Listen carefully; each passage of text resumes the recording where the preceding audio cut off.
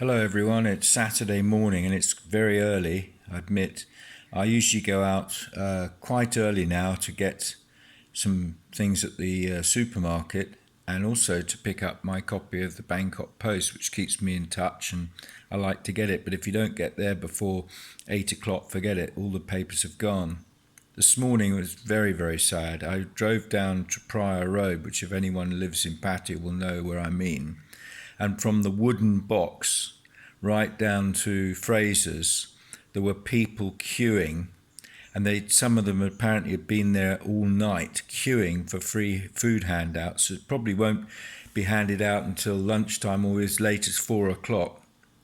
And I went down the second road in Jontin as well, and by one of the big building sites they'd started queuing, and some of them had even had to leave bottles of water to mark their spot 1 meter apart. But I mean, this is tragic. This has got to be dealt with very quickly. I read in the paper that the big companies in Thailand, like CP Foods, who are enormous, have donated 700 million baht towards getting things sorted out for the medical teams, and another company has set up a mask factory.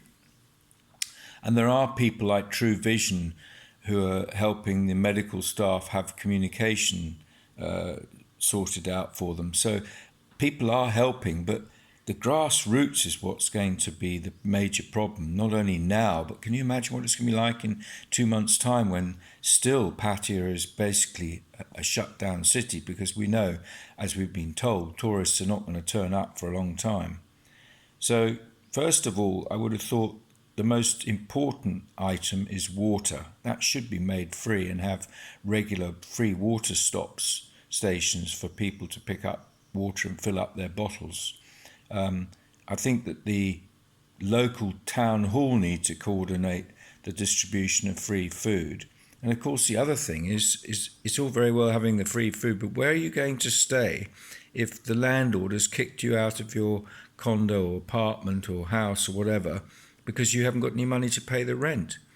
There must be a lot of empty condos in Pattaya, either totally empty or half empty, where if the town hall did a deal with that developer, maybe they could actually stay in some of these condos, even if they're empty shells. At least you can have some shelter.